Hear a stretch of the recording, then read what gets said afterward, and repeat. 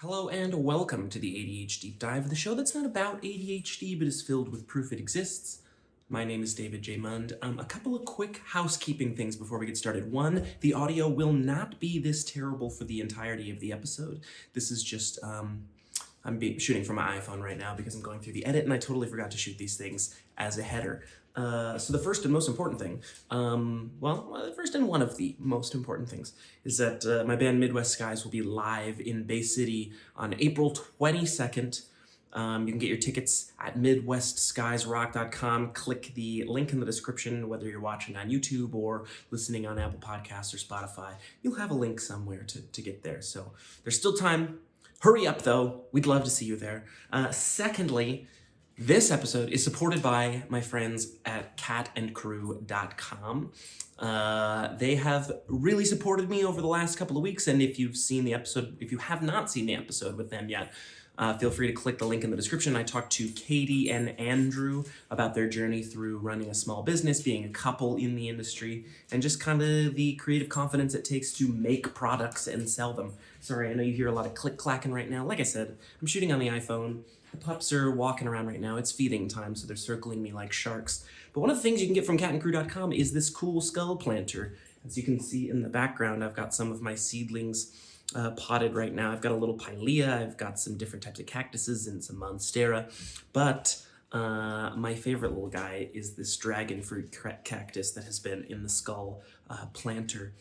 Skull pot? I don't even know. It's a skull you can put plants in, guys. It's freaking rad.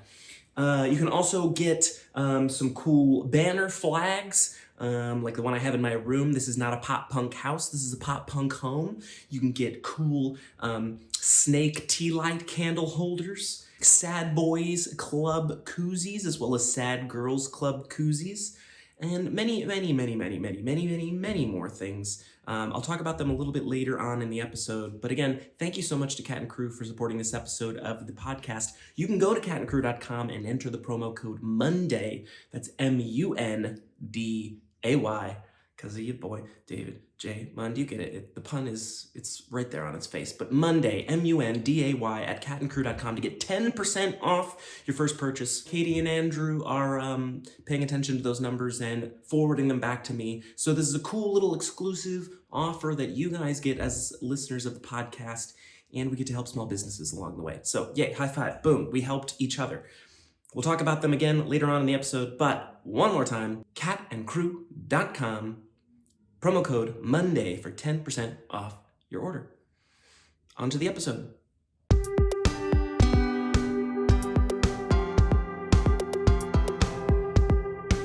So one of the important things that I at least want to note that before we officially get started is we're both big fans of a little beverage called LaCroix. Mm-hmm. And while I must admit, I've got an open one. I do too. I've got an open one because I drink them far too often. I've got a closed one, and it was your idea that we maybe give a little pop to start the audio. So first, let's cheers. I'll cheers this camera. You cheers that one. Okay. Cheers. And count down 3, 2, 1. Ooh, God. There's nothing quite like it.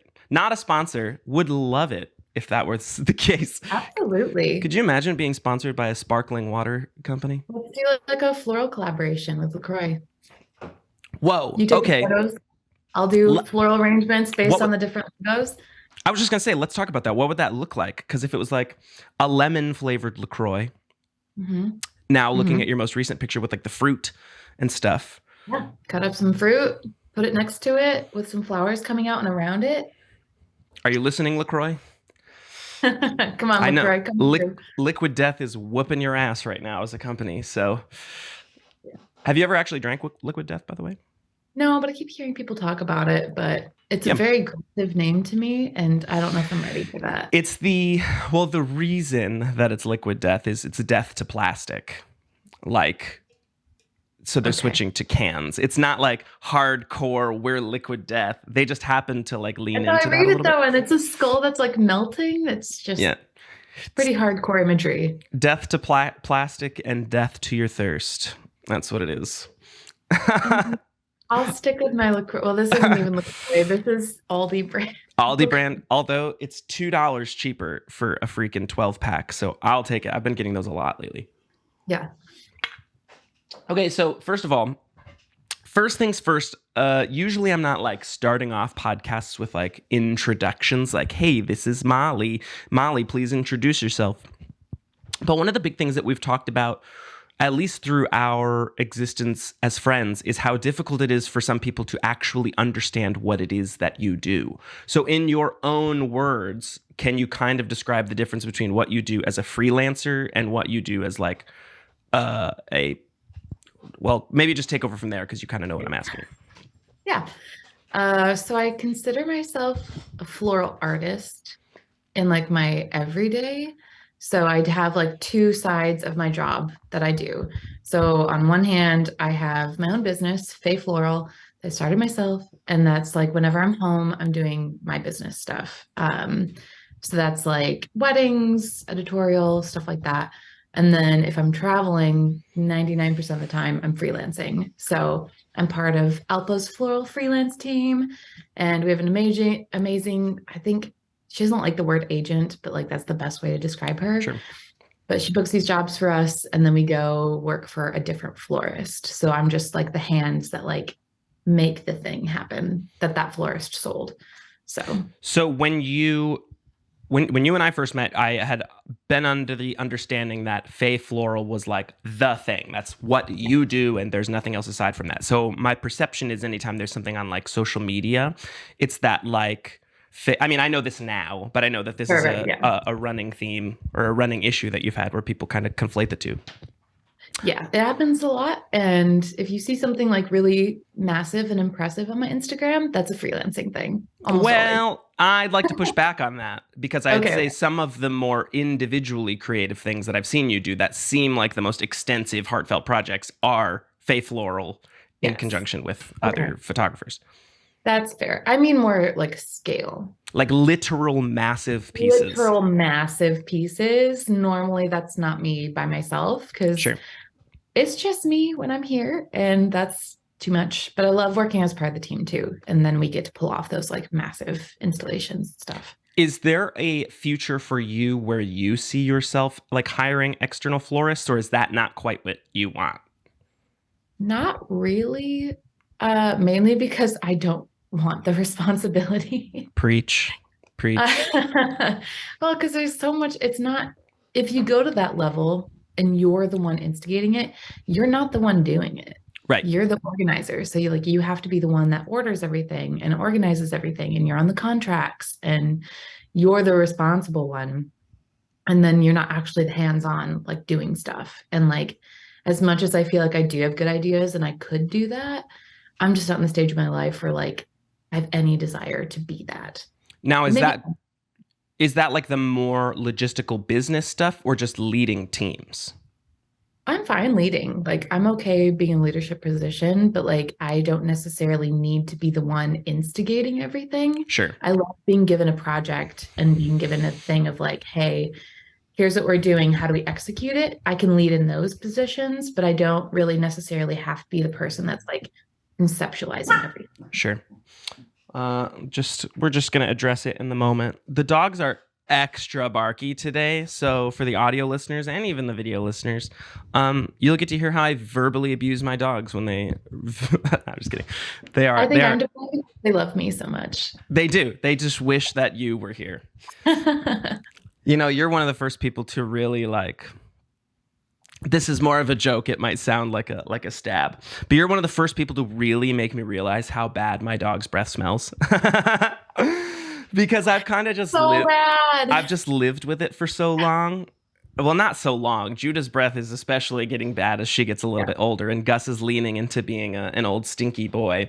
But I've kind of just like grown with it, and I think, you brought it to my attention that like, that's not just bad, that's foul. It's really bad. Well, that's the thing, because Judah is so cute and she'll like just come up and cuddle.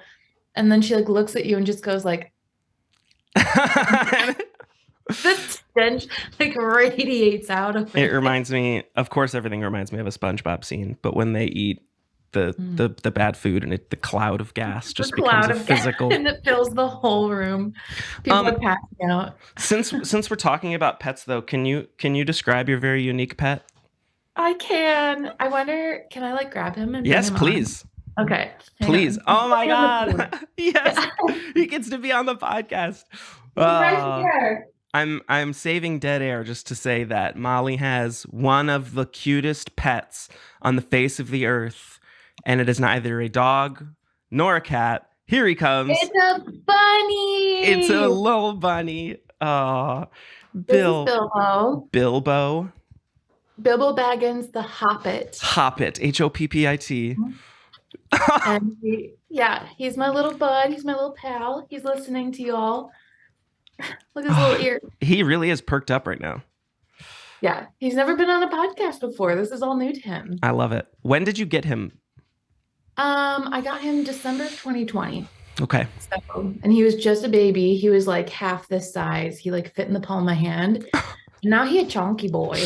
Okay. Oh, he's so cute that sometimes it makes me want to cry. Like it's just one of those types of cute.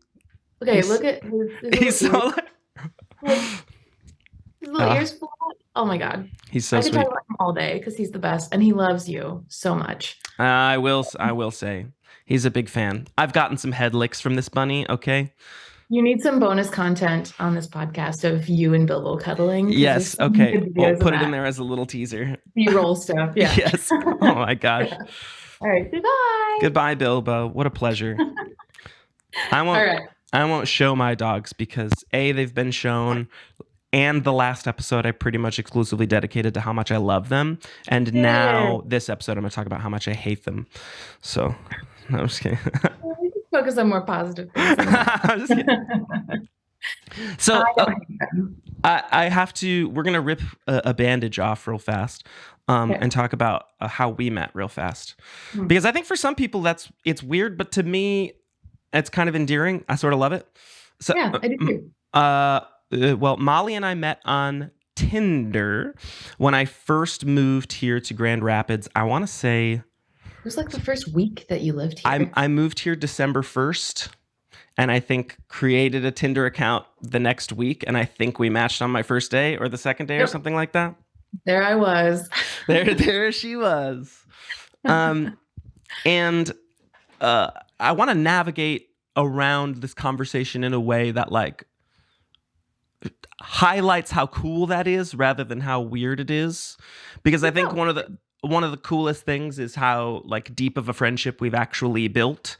And I think there's a sense of Tinder where people go, and even I go, I'll be real, for like not just like friendship compatibility, but you're looking for intimacy or relationships or whatever.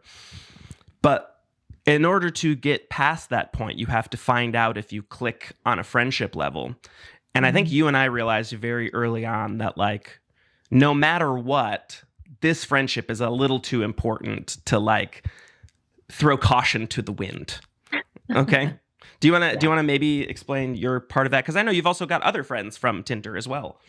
Yeah. It's not something I set out to do. Of course. It's not like join Tinder to be like, I'm gonna make some creative connections. Yep. You know, like it's just not the intention. But like my approach to like dating is always, I'm not interested in filling a role in my life that I think needs to be filled. I'm interested in meeting interesting people.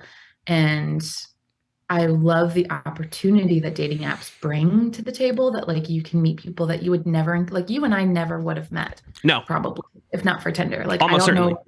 Most certainly it would not have happened. So it's really exciting to have this really unique opportunity to meet people that you never would. And if it happens to go down a certain road, great. But if anything else, you meet this incredible person that you can like vibe with that you wouldn't meet organically. And it like expands your circle so much bigger than you just like relying on your job or your day-to-day life to like make connections. Well, and I think one of the unfortunate views, maybe this is a male perspective, I don't know, I don't want to lump it into any sort of gender or whatever, but is that word friend zone, which tends to be a very toxic, weird word that like, let's be real, like even as a younger man, like I fell into that word, believing that word had real power. But like when I think about the people who I have been with in relationships or whatever, they are my best friend in that time. So like in order for that to mean anything, you have to be friends. Otherwise it's just, it's nothing, you know? Yeah. So I think, well, A, I just wanted to rip the bandage off so we could explain how we met. But B, Well, I think go ahead. Finish your thought. Well, no, I think the B was just a transition, but go ahead. Oh yeah. Well, and I think when we met too so we met for coffee at Stovetop. Yes. And it was almost immediate. That was like, oh, this is someone I want to know. Yes. This is someone I want in my life. And we like immediately like really vibed creatively, and like things we were passionate about and why we create was like so on board. And we're like, I don't know how long we hung out for, but it was like several hours. We were in that coffee. And it was just like, oh yeah, like I know for sure that we are going to be friends from this moment on, like in whatever capacity. Well, and I also want to say, just because this is, I'm trying to treat my podcast as a vulnerable space to talk about my life. I was coming off of what I would consider a pretty, I don't know if I'll use the word traumatic, but it was a very intense breakup. And so I was in a serious reset when I came here too. And it wasn't just like intimately, it was emotionally and personally. I was who I thought I was, and what I thought I was doing was quickly shifted, and I needed to adjust how I viewed myself. And one of the things that I kind of committed to when I came out here was that the most important part of this journey, whether this is a 1-year journey or a 5-year journey in Grand Rapids, it's not saying no to love and relationships or whatever, but it's staying, quote, single to learn how to love myself first. And I think that the only way that I become a better artist or creator or person in general is to first learn to love myself. And so you caught me at the very beginning of that journey. And one of the things that I think that you helped me, maybe not necessarily realize, but that you definitely understood, was that that's more important than anything anyway. So I want to talk, when I sent you some notes about kind of some of the stuff I wanted to talk about, I said I wanted to talk about in general. Whoa. Siri just thought I was talking to her. One of the one word notes that I like lobbed out there, I want to talk to you about art. I want to talk to you about extroversion. I want to talk to you about manifestation, and I want to talk to you a little bit about love. And it has to be in necessarily any order, but looks like we're heading in the love direction. I love starting with that. That's great. What is your journey in self-love? What does your journey in self-love look like? I mean, it's an ongoing journey, because you're constantly reacquainting yourself with the versions of yourself that you're becoming as you're becoming them. Yeah. You can't fully realize it until you're in it already. But I've always been like a confident person, but confidence doesn't really mean self-love always. And I think I conflated the two when I was young. I think, sorry to interrupt, sometimes they can be polar opposites, because confidence is maybe just a projection. Exactly. Yeah. Sure. So I've always been confident, but I didn't think very highly of myself for a long time. And I was like bullied in school a lot, like in like elementary school and middle school, I was bullied and called terrible names, and just really felt like I was weird, and like, I don't know, didn't really have a place. And then I was a new kid in my freshman year of high school, and moving to that new school, I was like, okay, listen, I could either go the way I've been going and just accept that this is my life, or I can like reinvent myself. And Barbra Streisand is actually like to blame for a lot of this. Did not know Barbra Streisand was coming into this podcast. Yeah, I know.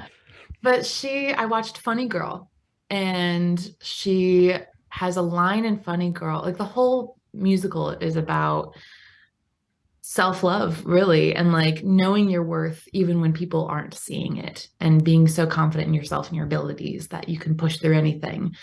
And she has a line in there that says, who is an American Beauty rose with an American Beauty nose? And I was bullied for my nose a lot, and watching Barbra Streisand up there with a nose that looks just like mine, singing about how powerful and amazing she is. She's like, you know what? If she can do it, so can I. I love that. So then I always try to consume content and I read a lot of biographies. At that time, I read a ton of really powerful women that I admired and tried to emulate them as much as possible. And this resounding message that kept coming through over and over through all these women, mainly Julia Child, Julie Andrews, and Barbara Streisand, all of their messaging is always like that peaceful self-love that just emanates out from you when you just believe it and you have nothing to prove. Everyone like accepts that. And Sure. once you like hold that in your heart and hold that for yourself and that space for yourself, then everything else follows behind it. And it changed my life. Do you think that, because of course it's not just an instant change, of course you don't just learn to love yourself overnight, and it's an ongoing battle, but like what are maybe, and if this is too broad, please tell me, but like what are some of the actual actionable steps that you've taken to like ensure that you don't like fall into the trap of like self-loathing? Yeah. Well, I think so. Tracing it again back to high school, a practice that I implemented at that time, because it was not a great time. My parents were going through a divorce. You know, there's a lot of, you're in high school. Nobody feels super confident in high school. Sure. And lots of self-discovery going on, figuring out who I was, going through a lot of religious changes too, and like faith changes. Yeah. Well, don't preach. Stop it. Yeah, right. But I decided this practice. I really love the color yellow, which I'm actually wearing today. And I taught myself to notice yellow. And anytime I saw yellow, it was a reminder that there's beauty in the world and there's happiness in the world. So even when things are dark, yellow is still there waiting for you. And every time I saw it, it was just like that little reminder, like almost like Pavlovian training myself to like recognize happiness. And it really became like a really important practice to me. And since then it's changed a little bit. So now I say manifest happiness, because that's where that came from. This practice that little 15-year-old me thought of. And now the tagline of everything I do is manifest happiness, because it's a practice that you can teach yourself to remind yourself in like your surroundings that like everything's not so bad. Well, to quickly sort of rein it in, because you're headed in the direction that I want to for the manifestation segment of this podcast. A couple of big things that maybe I don't even think, well, of course, I'm sure that you realize that they help, but you're also a big cyclist as well, which also extends into just physical fitness or exercise in general. You are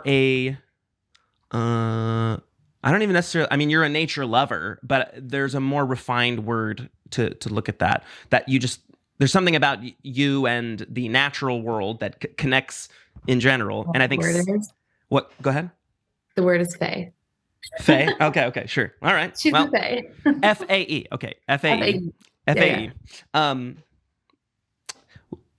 I've noticed that you have been learning to find ways to connect all of your loves. So it's cycling is the outdoors is floral work connects to photography, these photography things connect to your modeling. You have found ways to kind of link them all together.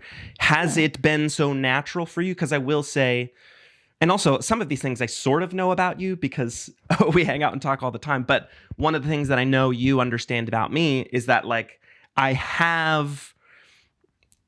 can never find the correct expression. I have too many eggs in too many baskets or whatever, and I'm doing so many things, and sometimes it's hard for me to focus on one. What is the process like for you when you like want to be doing one creative thing but have to be doing another? I hadn't made that connection before, that they're all connected. Well, you're welcome. Thank you for that. I genuinely had not thought about it in that way, but I think I have curated my life experience to be full of the things that I enjoy most. Yeah. And that literally sums it up perfectly. So I'm caught off guard right now because I was like not expecting to be so summarized so well. I do my research, okay? Apparently. Well, no, That's what this whole year of friendship has been for. I guess so, just for this one episode. Yeah. Which I will say for listeners and watchers, this is something that could have happened. You could have been my episode 1 because we have been this close since I started the show. I don't know what it was that, I mean, there are many factors that stopped us from doing it. I think we had an episode planned a particular day and both of us just weren't feeling it that day. Mm-hmm. I'm glad we didn't push it. Oh, me too. Because also there was, by the end of this episode, there's also like events that I would like to push. I would like to plug some of the stuff that you have coming up. But I think the most important thing that I'm learning with this podcast is not to force a single thing.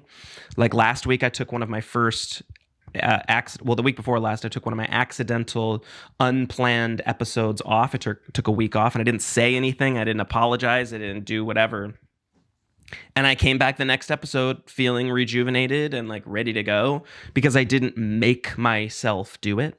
But also on the other side of that, which I maybe want your read on, it's like sometimes we have to force ourselves to be creative in order to get out of our slump while our slump is keeping us from being creative. Like, where does that show up in your freelance stuff? Like, how do you find yourself forcing yourself to be creative? That's a really good question because it is something that I realized very quickly when I started my own business is I thrive from connection and people. And if I'm left to my own devices just to create just for me, I just don't follow through and I don't finish. And so I do have a million unfinished projects because it's just me. But if I have an accountability partner that I can bounce ideas off of, it's way, way better.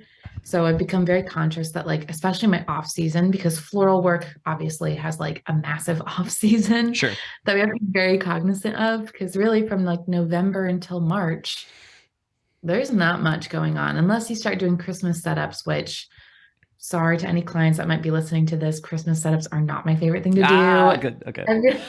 Every florist feels this way. I feel like there's a select few that are incredible at it. But that is not me. Can you maybe just as a quick aside, can you describe why? What is it that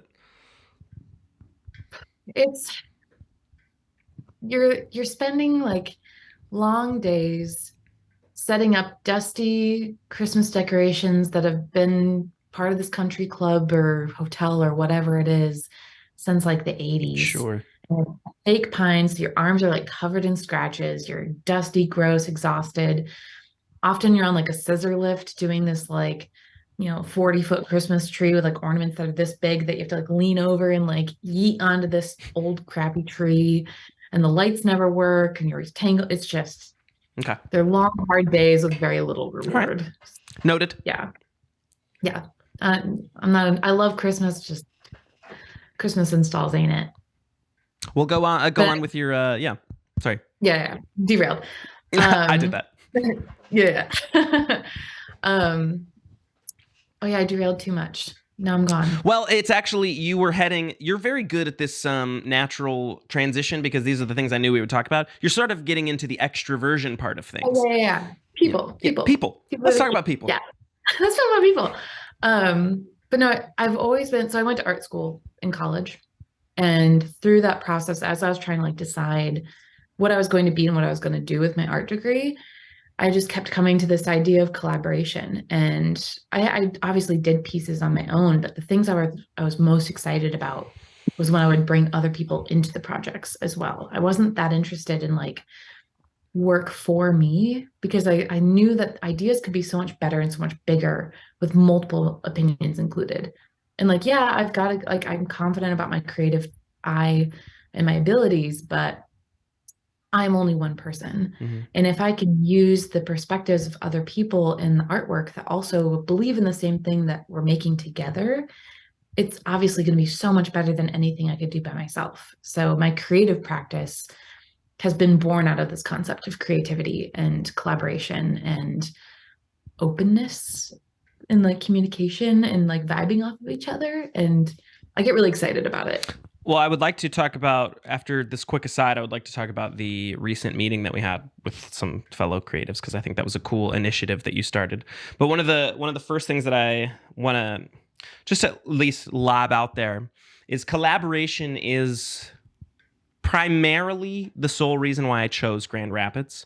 I grew up in a small little town, and for listeners and watchers that some already know this, but moving to New York City was maybe a bit too ambitious for me at the time, because I went from just being in this small little town of like 1,000 people to 8.5 million people, which made me so scared that I had to stumble back with my tail between my legs to the town that I left in the first place. And then once this catalyst, which was a breakup, helped or pushed me kind of out of that town again, I wanted to leave.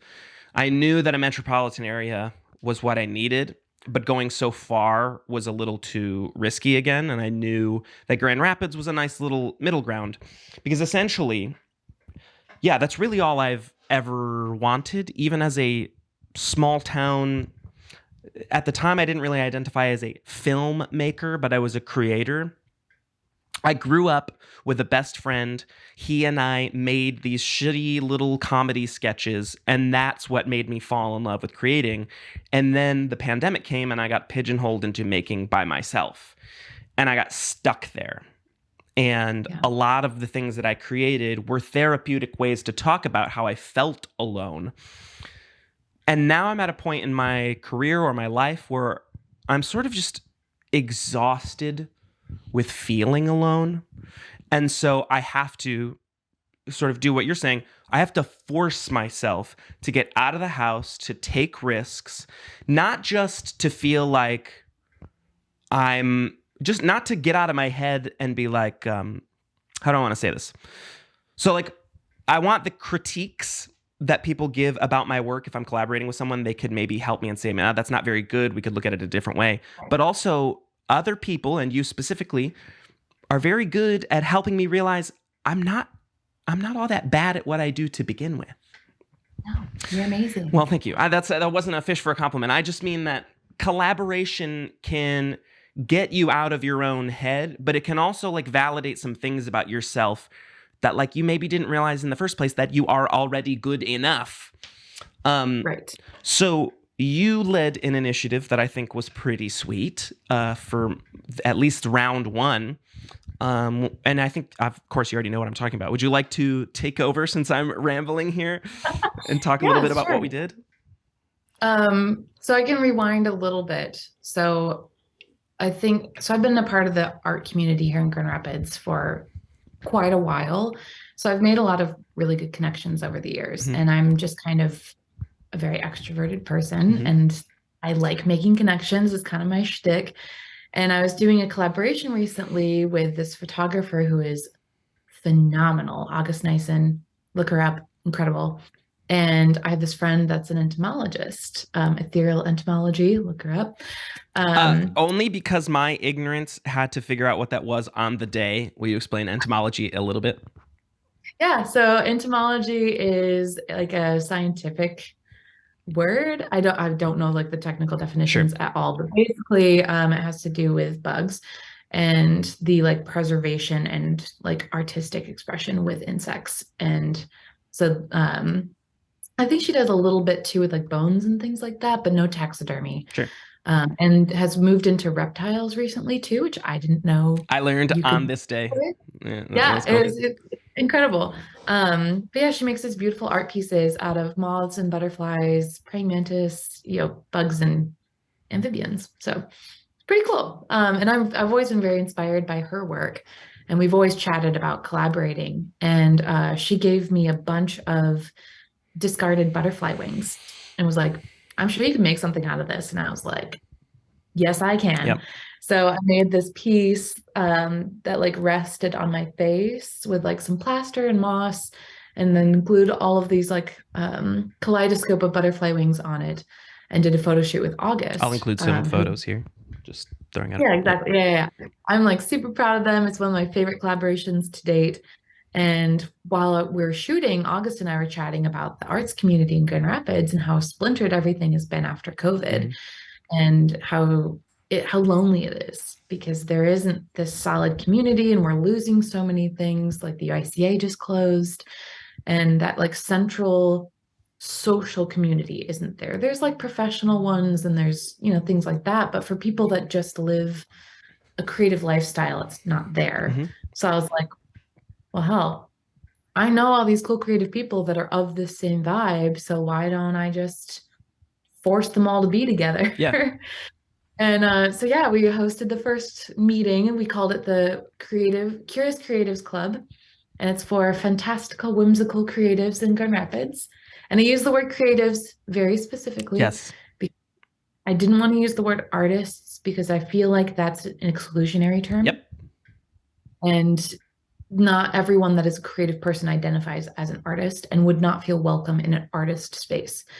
And I don't agree with that because I think anyone that's creative is an artist, but I think someone that's reading that would self-disqualify. Yep. So creative was a little bit more open, that more people would feel welcome from any range and any type of creative person. Well, let's lob a few out. I mean, obviously there was entomologists, there was photographers, there were florists, there were sketch artists, there was illustrators, a guitar maker. Yeah. I apologize to other professions or creative endeavors that I'm forgetting, but there was a ton. It was like, and one of the cool things that I observed in this space is really, well, first of all, just to gas you up a little bit, that event would not have happened if it weren't for you, because you are the one through line. Everybody knew you, and that was it. That was not everybody. There's people that didn't. That's true. There were 2 people who came to this particular event who had just found out about it through social media. But I think the importance is you took the initiative to start and organize. And I think from here on, we're going to try to make it at least a monthly thing, right? Once a month. Yep. So cool. We'll meet once a month at a announced date. It's not going to be like a regular, the third Wednesday or anything like that, because I can't sustain that. I don't know many people that will. Right. But April 26th is the next one at Arctos Meadery. All right, y'all. If you're watching the video version, see that skull? See this? This is not a punk house, it's a punk home banner. All of these things are available at catandcrew.com. That's right. They're the first sponsors. Catandcrew.com. Enter the promo code MONDAY. It's Monday, MUNDAY, to receive 10% off of your final purchase for this week only. You can get those koozies, you can get banners, you can get earrings, you can get coasters, you can get skull planters, you can get so many cool pop punk or punk adjacent type things and stuff. This is a dynamite selling point for their website. But yeah, I think it's really cool that they decided to give ADH.Deep-Dive listeners an exclusive deal. Because, it's cool that we're building a little audience here and that you guys get to have some sort of special perks that nobody else gets. So if you aren't familiar with it yet, go to catandcrew.com, enter the promo code MONDAY, MUNDAY at checkout, get 10% off your final order. Okay, back to the show. So y'all, on that note, maybe less about getting other people together and more maybe about your specific endeavors. Where has extroversion gotten you your best reward? Let me go with this. We're going to tie kind of extroversion and manifestation together a little bit, because one of the things that you alluded to is that you have a tagline that's not only on your business card, but it's pretty much everywhere that you post your work. It's manifest happiness. It's a big part of your identity and who you are. And one of the things that I see consistently that we can use this as an avenue for, not that he'll watch, but you're trying to manifest creating a piece for Hosier. Yes, I am. Okay. I want to do that so badly. Yeah. Hosier, I'm here. That takes not just a desire, but courage, right? It's not just like a fan saying hey, oh my gosh, I love you so much. Look at me.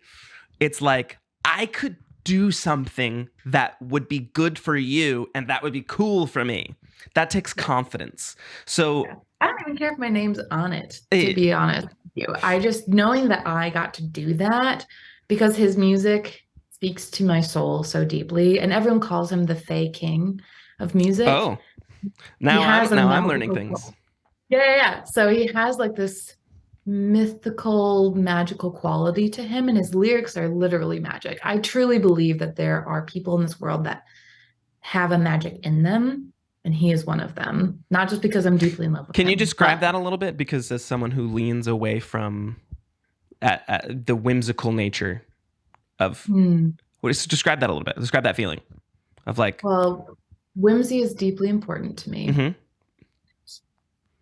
I truly believe that truly talented, like there's a level of talent that is magic. Well, if you don't subscribe to that word, I don't care. Sure. That's what I believe. And there's a magnetism that comes in some people's creativity where it's just electric. And there are talented people in the world that don't possess this quality, but it's like a supernatural level of magic when they perform. And it happens in music a lot, but it also happens in any creative outlook. And I think there are magic, this sounds dumb, but like there are magic accountants. Like there are people that are like so good at numbers that it's magic that they're that good at that. It's in anything, but it's just that like supernatural quality that like they're just that good that it's transcendent, if that makes sense. It does. Yeah. So, and I want to celebrate that. So you are pursuing, obviously this is like a fun thing that you're trying to manifest to like collaborate, but this is a big thing for this is a big thing for you though, is making yourself available for creative projects for the sake of art that sometimes, like let's use this podcast as an example. You're a florist who doesn't identify as a podcaster, but you have been on multiple podcasts at this point where other florists would not because there's no confidence there. But you are kind of combining the theories of, or the ideas of collaboration and manifestation because really you're just trying to make art for the sake of making art. Right. Well, and that's why I identify as a floral artist and not a florist. Okay. I think there's a big distinction there. And I have this community that's really great through my freelancing of like-minded floral designers where not saying any shade on florists because I do floristry. A lot of my freelance work is floristry. And a floral artist, though, is we're taking the medium of flowers and creating fine art with it. A lot of the collaborations I do, I consider to be fine art pieces and not so much floral work. Sure. Because I am using florals, yes, but we're creating fine art with it, not just like, here's an arrangement for grandma for her birthday, which is also amazing and beautiful and wonderful. And I can do and will do, but not Christmas parties. Not Christmas parties. No, I'll also do that. I mean, we got to make money. That's true. There is a clientele too that with my business that I'm trying to appeal to that respond to the storytelling of the work that I do. And I want to tell their story. So I get really excited about the clients that actually want to work with me that understand that level of like, this is an art piece that you're getting for your wedding or whatever event it is, that they're subscribing to that whimsical quality as well, that I get to interpret their life through flowers. And that's really fun. And a cool thing too is that you have, and if you don't want to specifically use their names, that's fine, but you have your own space that you create in as well, which came through a connection of yours. Again, you don't have to throw any names out, but like, what's that space do for you rather than just making in your room? Yeah, I'm so privileged and so lucky. I have a very dear friend in the cycling community, actually. And when I was starting my business, I was kind of at my wit's end because I live in a wonderful house with a wonderful roommate, but there's not room here for me to do my work out of because floral work takes a lot of room and resources to do.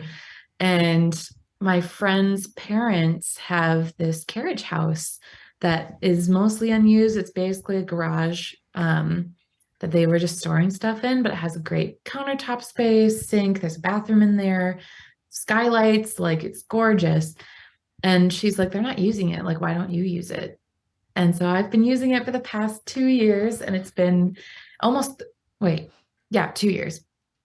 And it's been incredible just to have that space that's just for creating. Right. And I'm so, so lucky and so privileged to have that available to me. Well, I think that's something that a lot of people should maybe lean into, even if it's not a like an actual separate building, but just like sometimes going somewhere to with the intention to create is better than being trapped in your own home, because we find ourselves getting comfortable. That's where the food is, that's where the drinks are, that's where the distractions are. Mm-hmm. But like getting out of that, even just going out, like let's specifically talk photographers. I get so bored in my home because I'm like, I've taken pictures of everything there is to take pictures of in every creative angle in every specific direction. Just walking outside my door is a little bit of a different inspiration. So it's cool that you have that. Yeah, and this property too is even more inspiring because I don't know how much land it is. It's not huge, but it's like 2 acres, I think. But it's like I don't know if ordained is the right word, but as a nature preserve. Oh, really? So How did I yeah, not know yeah. that? How have I not known that? I don't know.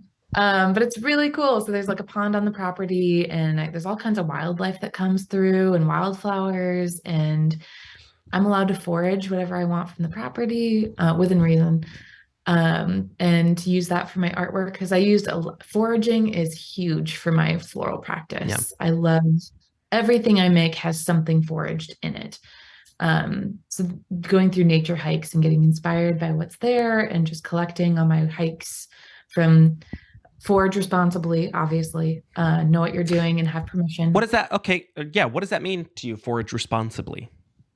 So you can't go to protected land as far as so like this one I have permission from the owners to pick from, and I know which things are protected plants and which things are not, and I know what invasive species are. So like I use a lot of bittersweet vine to make like wreaths and crown bases and stuff because it's a super invasive plant, and then I kill it, which is great. Okay.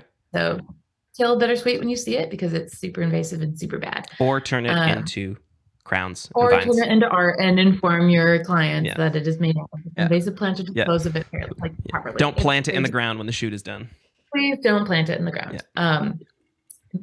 But it's good to be informed on that. And like there's a park that I love to go to in the spring, Amon Park over off of Lake Michigan Drive. There's a trillium super bloom there in the spring, usually like first week of May.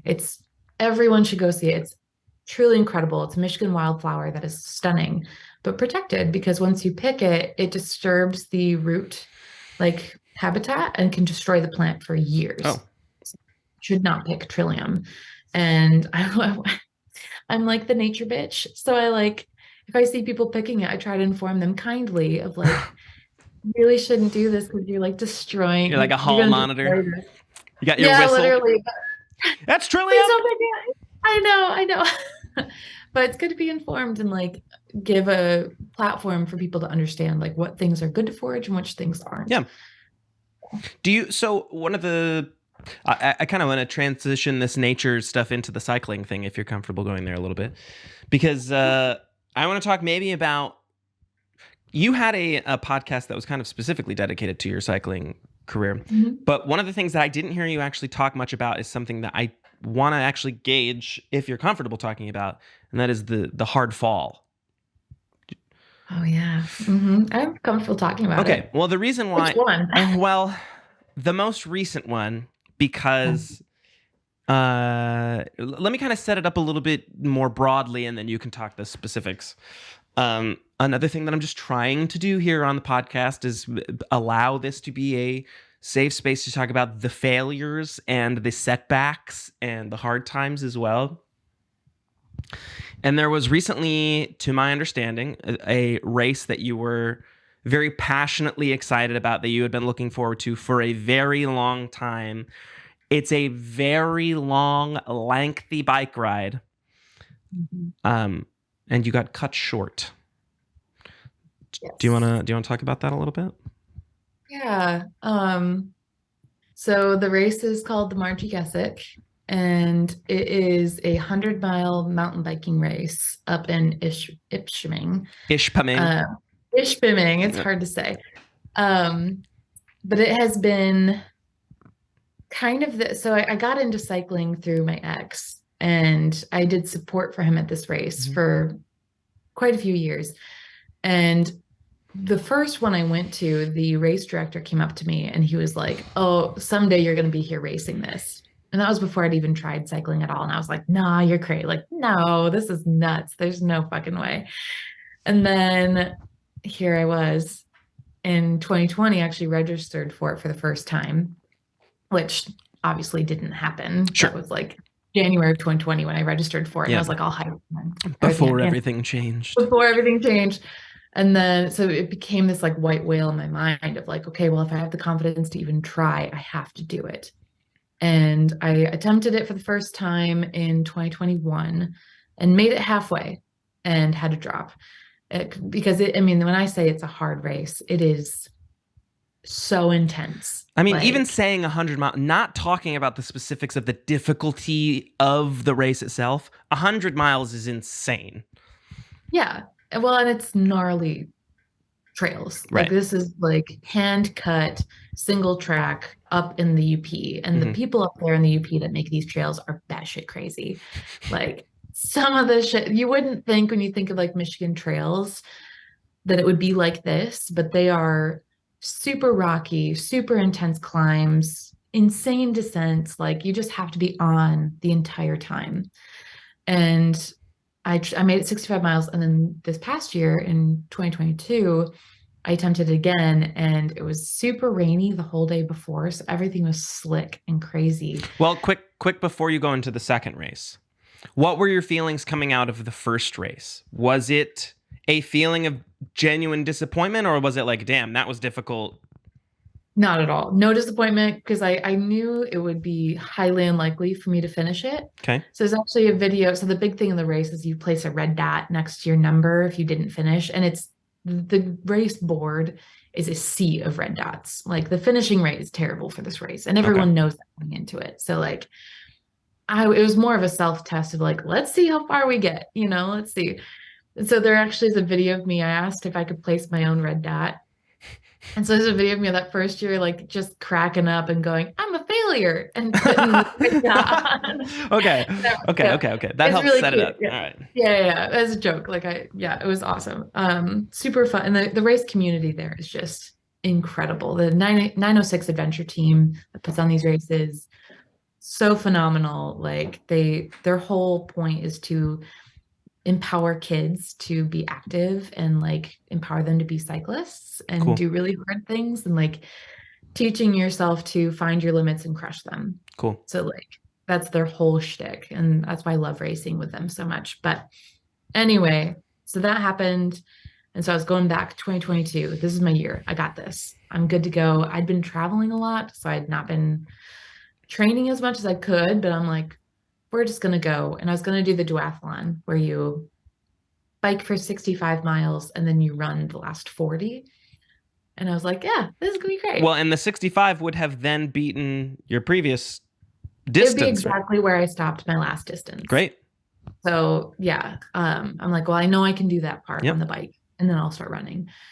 And 9 miles into the race, I slip on a rock and I hit my head and there's just blood everywhere. That's From the videos and pictures that I saw, that's even still kind of selling it short. There was lots of blood. There was lots of blood. And the pictures you saw were after I got cleaned up. Yeah. That was the post cleanup blood. Like it was bad. I don't think the camera's good enough for you to see the scar because it's like right next to my eyebrow. Right. But it's there. And I'm stubborn. So I kept going. So you're alone at that point, right? The fall. Nobody saw it happen. It was so early in the race that everyone's still together. So there was a ton of people passing me. And this one lady, bless her heart, she stayed behind and helped me, patched me up. She walked with me for like a mile, trying to convince me to stop. She's you should probably cut it. And I was like, no, I got this. Starting to slur your words from the blood loss. I'm good. I was like, no, it's fine. It's like splurting in my eyes. And I rode for another 30 miles. I didn't know you went that far. Mm-hmm. It was done. I was very slow and everyone was passing me and people were like, holy shit, like what are you doing? And I'm like, I'm fine, I'm fine. Well, at this You know, point now you've also got patchwork done over your eye, and now it's bleeding through the patchwork coming into into my your eye. eyeball. Yep. Yeah. Yeah. Yep. Into my eye. It's That's the all down visual my I saw. face. Yeah. Yeah. My jersey, luckily, is mostly black right here. So you couldn't see the blood here, but my helmet had blood all on it. It was just a mess. And I reached a checkpoint and I like texted my support person, my best friend. It was there helping me. And I'm like, okay, don't freak out when you see me. And she had no context. That's just the text she gets. And she's like, what do you mean? And so I show up and she's like, okay, and you're gonna keep going? And I was like, yeah, it's fine. I feel okay because the adrenaline's going. Mhm. And then after 30 miles, the adrenaline started to wear off. And I like just sat in the woods because I was at this crossroads where there was a road nearby that I could bail out on. But if I continued on, I wouldn't see another road or an out point of the woods for at least 20 miles. Ugh. So I'm if like, you're in, you're in. if I commit past this point, I'm hardcore committing. And I just sat there and like cried a little bit. I felt really disappointed. And the internal monologue was, why are you pushing? You know, you're hurt. You know, this is bad. You're losing blood.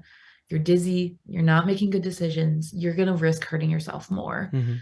I have done in races because I'm stubborn.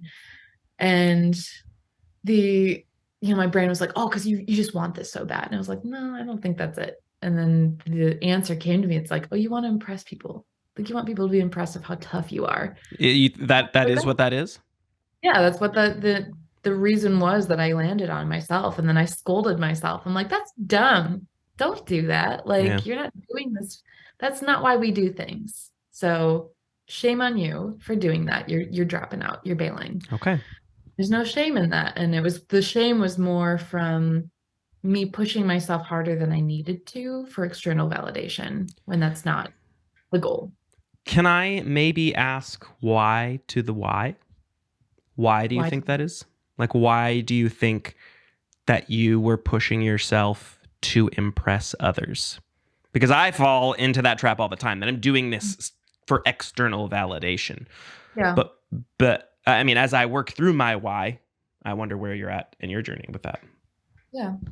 I think a big part of it is this concept of sacrifice, right? Like I have chosen a path of life that has taken me away from the sport that I love and has prevented me from doing it to the best of my ability because I'm traveling so much. I can't travel with my bike really.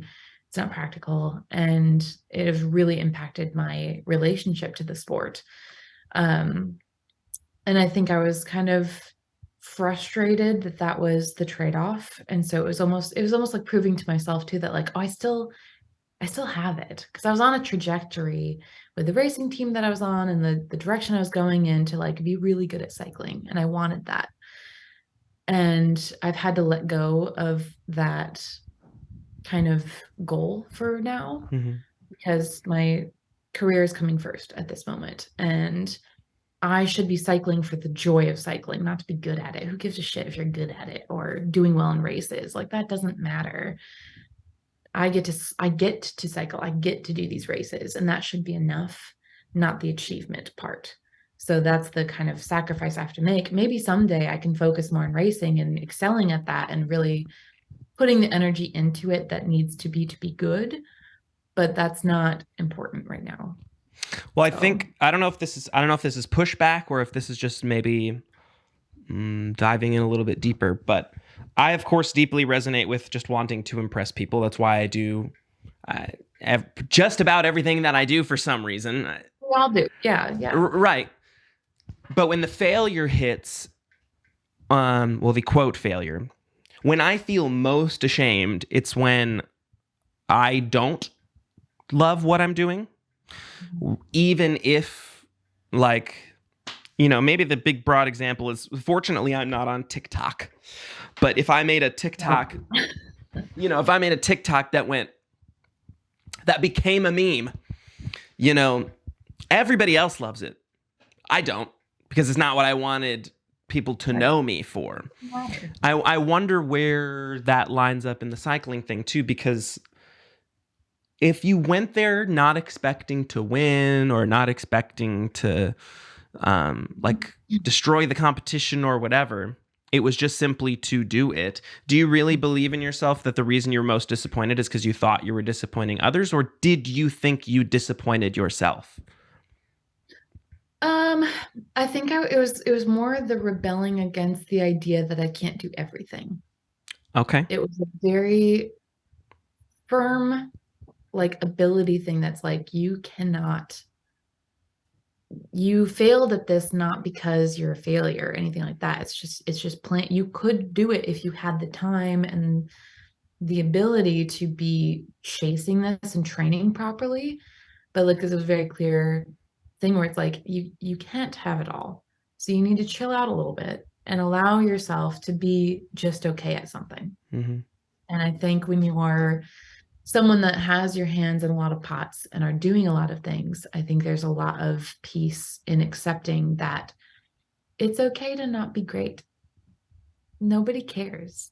Like you, and I see your face. Who are you talking to right now? I know, but that is really something that I have really striven for. And freelancing has really taught me where, yes, the team of freelancers I'm on is like some of the best. Like, I'm not going to sugarcoat it. We are really good at our jobs, but we don't do it for clout. We don't do it because it's like, oh, we get to do these ultra luxury weddings and brag about it. It's like, no, it's for the joy of doing it. No one does this job for those reasons. And if they do, they're going to lose interest really quickly because it's a lot of really long, hard days and pretty thankless work a lot of the times because your name's not attached to it. You leave at the end of the day, no one knows that you're involved. And there is such a beauty in letting go of your name and letting go of being attached to something and just being like, I got to experience that, and that's enough. That was incredible. I get that life experience, and that's all I'm going to walk away with at the end of the day. But how amazing is it that I got to experience that? I add it to my roster of things that I get to live. That's takeaway. You and I don't think we should really talk about the specifics right now because who knows, time could still change things. But you and I have one of those opportunities coming up in September where it's like, I can't believe that I'll be doing that. Do you know what I'm talking about? Where we're going? Yeah. Actually, fuck it. I'm just going to lob it out there. It looks like Molly and I will be in Hawaii in September. Yeah, baby. For separate creative gigs. But all the same, we'll be there probably the same time with a day or two overlap in one direction or the other. There is this weird cloud of fear and anxiety around that too, though, of not just as a creator. Like if I remove myself as a creator, like I know why I'm being hired to go out there. It's fine. It works. I can excuse it all away, whatever. I have this deep-seated fear of money and being broke, and that really gets in the way of my love for what I do sometimes. And I don't necessarily want to fall into the trap of us just complaining about money, because money should never be the thing that you like is your guiding light. But sometimes when you're broke and you're stressed about work, it's so overwhelming that it almost intimidates me from doing the work in the first place. I just want to know, you don't have to talk about your financial situation, but like, has that type of thing ever gotten in your way before where you've said no to an experience because of the money? Or, I mean,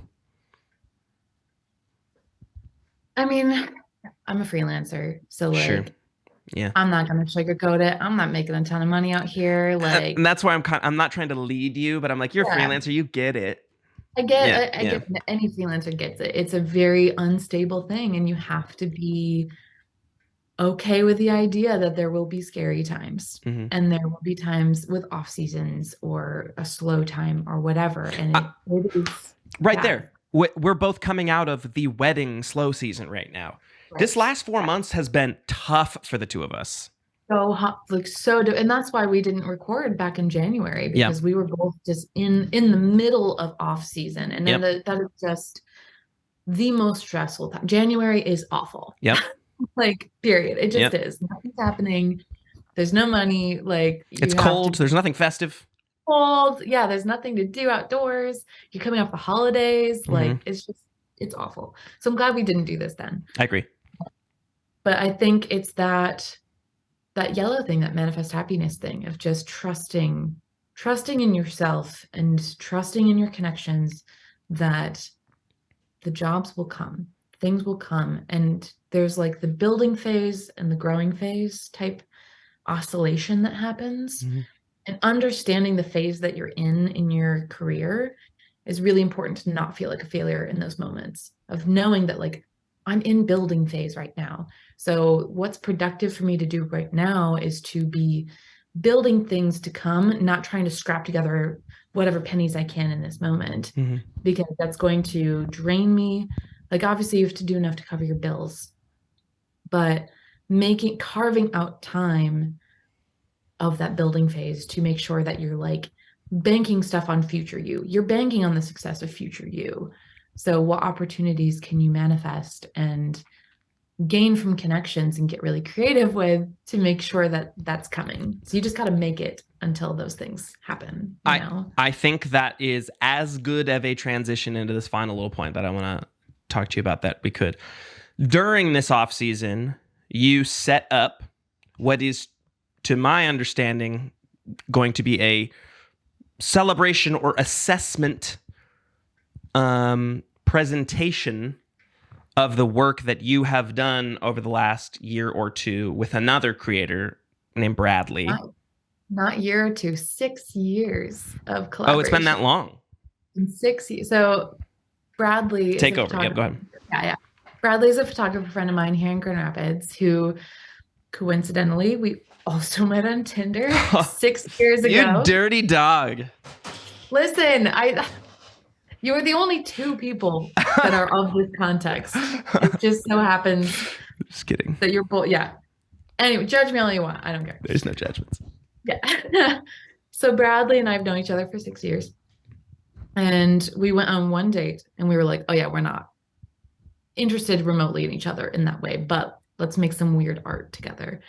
And so we started shooting together way back when, and noticed that we work together extremely well. We have very similar aesthetics in kind of different ways that complement each other really well. Mm-hmm. And he would just text me around, because he always shoots at night. He's a night photographer. And he would text me and be like, hey, what are you doing tonight? Let's go shoot. And then we'd drive out to the middle of nowhere, sometimes hours away, get lost in the woods. I'm tromping through the woods wearing dresses and making flower crowns and all kinds of stuff. But we'd just get into all these crazy antics. And during this off season, I was like, man, you know what? Let's show our work together. Like, let's do a retrospective together. And he was game. So the 31st, March 31st, we have our opening exhibition, our first time showing work together. And we have a couple other exciting ideas based on the success of how the show does, and if people are into our work or not. We'll launch some other ideas that we have that I don't want to like talk about yet. Yep. But this is just like the first injunction of like putting our work out there more than just on social media. We have been published once before in a magazine, but that was like an online magazine thing. So this is exciting to actually have tangible physical reactions to our work outside of the internet. So I'm super pumped. It's called Lucid Dreams because we're both really into that really surreal imagery. Everything we shoot is very surreal, very odd, almost macabre sometimes, but very like dark. I don't know how else to describe it. I mean, any sort of not supernatural, but those adjacent words, mystical, magical, that's what that type of art is. And honestly, like, so this is where, when Molly and I first met, I actually started to feel that very familiar feeling of imposter syndrome, is because it's genuinely insane, the work that they do together, that you two do. I mean, for real, like even if you remove yourself as the florist or the photographer or the model or the floral designer, floral artist. Okay, even if you remove your piece, Bradley is a phenomenal photographer and Okay. is great at capturing images. On the flip He's a side, storyteller. you're a very Yeah. talented model and artist, and I think the collab. Stop it! You're doing the exact same thing that I do that you call me out on. Another thing that you made me aware of. Okay. Well, I actually want to talk about that because that's something that you made me very aware of. I'm not very good at receiving compliments, and I didn't know that until you were like, "Look at me." Look at me while I'm complimenting you. We were sitting at a bar one day and we were just talking, and I don't know what I was working on, but Molly was telling me, good job, like you deserve it, whatever. And I could not lock eyes with her while she said it. And she very clearly did one of these, look at me while I'm complimenting you. And I've tried to make myself aware of that since then, is that sometimes like you want, it's instinctual to just be like, yeah, let's talk about everybody else.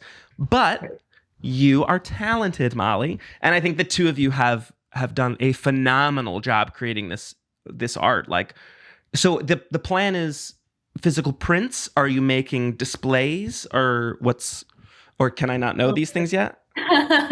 Okay. There'll be some surprises along the way, but primarily prints. So we're showing at the DAC. So it's this gallery in Grand Rapids that hosts art shows during like on a monthly basis. So every month it rotates out. So we're the month of April, and they host. You're in the whole month? Whole month, yeah. Oh, I thought it was just a one-day thing. That's so cool. No, it's a whole month. Cool. So we'll have a closing reception as well at the end of April. But there's live music events going on all throughout the month. So the art will be up during those live music performances as well, which is really, really fun. You get exposed to like a whole different crowd that you wouldn't normally. And I think the genre of our work and the vibe of it is going to fit so well with that space too. And the DAC is great. I love that space. The DAC is amazing. Yeah, support the DAC. They're dope. So let's get those last little plugs in then. So this event is called Lucid Dreams. Lucid Dreams. It's at the DAC. Opening reception is March 31st from 6 to 9. With photographer Bradley Lowe, who is not here today. There was but the Instagram handle.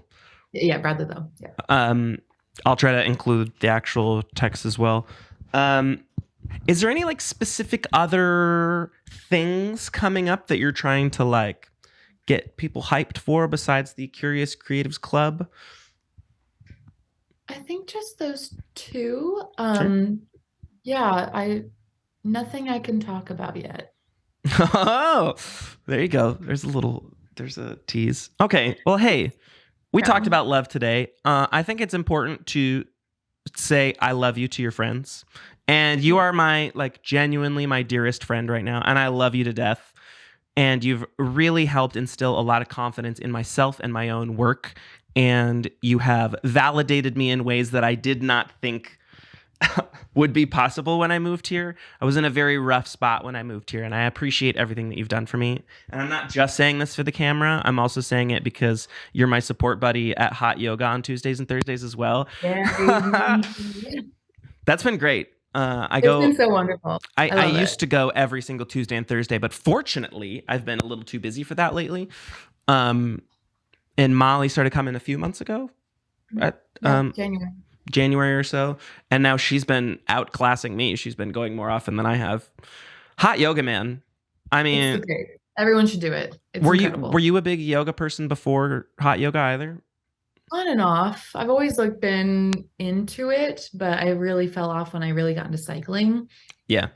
I'm so glad you helped reintroduce it back into my life. Love it. Thank you. What we should do, and maybe this podcast will lend itself to be a form of accountability for us, is you've been trying to get me into cycling. One day we should just find ourselves getting lost on a cycling trip and do some yoga in the middle of the woods. Perfect. Oh, brilliant idea. And we should record it. We should do a little video. A little vlog. Oh, I'm so here for that. Okay. All right. Do it. All right. Well, hey. Summertime plan. At Faye. When we're in Hawaii. Wait. When we're in Hawaii. Oh my God. Can you imagine? We're gonna be in Oahu, doing yoga over the ocean.